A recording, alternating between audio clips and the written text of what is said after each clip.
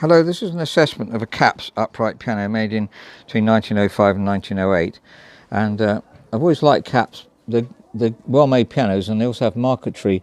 That's the bottom near the pedals, and look at the pedals as well. So it's really fine looking pianos they are, and if you look at the right hand pedal, it hasn't had that much wear. Now there's the marquetry on the top panel. You'll see that they have replaced the sconces with this design here. Quite tasteful really, it would clean up nicely.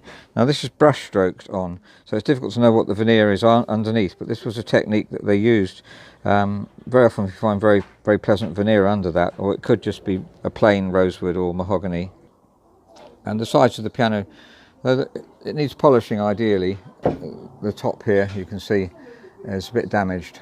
So, it is probably going to turn out to be a good piano, but it hasn't been used for a long time, and as we look inside we'll see that there's quite a lot to do to it. Now it's 88 notes, some of the keys have come off and been replaced, this one for instance, been stuck back on again, probably that one too, but that is quite a good job done. It's very yellowing, and they're very loose. You can see from that it has had use. I said the pedal didn't look too worn, but you can see the action seems to be quite worn. Looking at the bottom panel here, it seems to be quite free from moth and woodworm. Now, this piano has been neglected, so it's very often they do end up with moth and woodworm. I can see that there's German eyes on this, which is a nuisance if we break any bass strings. There's other videos about that. Now if we look at the action, we can see that some of the tapes here are beginning to wear. That's probably been taken off and put back on for some reason.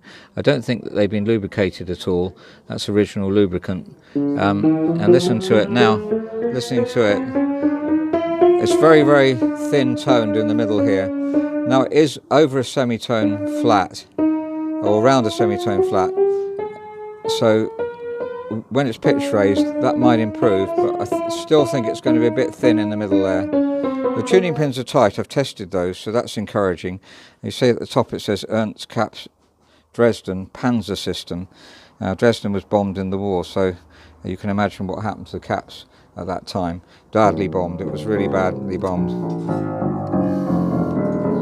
Now if we listen to the bottom bass,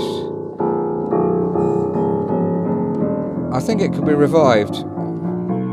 So there is hope for this piano. I want to look at the style of action. Now there's two styles of action in Kaps. This is what I call the Schwander style action, and there's a Langer style which has the extra part piece on here, which you normally see on good quality pianos. This is the cheaper style of action, but it will regulate well. So mechanically not perhaps the best of them, but the tone there's a good break point. It's just this middle section that worries me as to whether we're going to get a full tone, but when it's pitch raised I think it will be acceptable actually. The action itself, some of the dampers are not working or coming off together. And looking at the hammers, there is a lot of wear on those.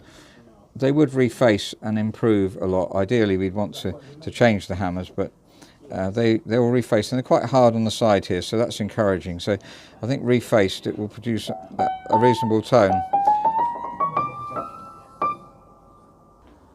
By the way, I think this can be pitch raised without breaking strings. It'd be very unlikely to break a string. This is where they're likely to go, but if they're well lubricated here, taken down and then before they're taken up, then I don't think we're going to get breakages. Along here too they could break. There's no strings broken so far, and that's always a good sign. So that's an assessment of a Kaps upright piano made between 1905 and 1908, and it's got a lot of potential. I love restoring these. The casework is very pleasing, and really with this strange line style that they put on, I don't know if any of Carpenter can ask why that could ask any carpenter why that was done, because very often the veneer under there is perfectly acceptable. It was obviously a fashion at the time, and we've got a few pianos like that, but it would be a good candidate for French polishing. But there's a lot of work to do on it. Reconditioning, I think probably tidying up the case, and first of all, and then reconditioning the piano, because if we're going to fully repolish it, then maybe fully restoring it would be the answer, but that's obviously expensive. but they are lovely pianos, and it should sound fine. Just this middle section which worries me a bit. Of course, there's general regulation to do as well as the regulation of these keys.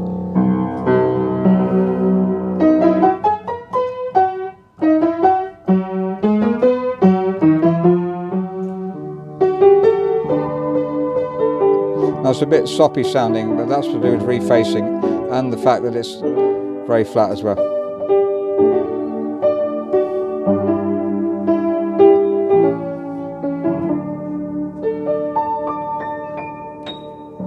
Thank you very much for listening.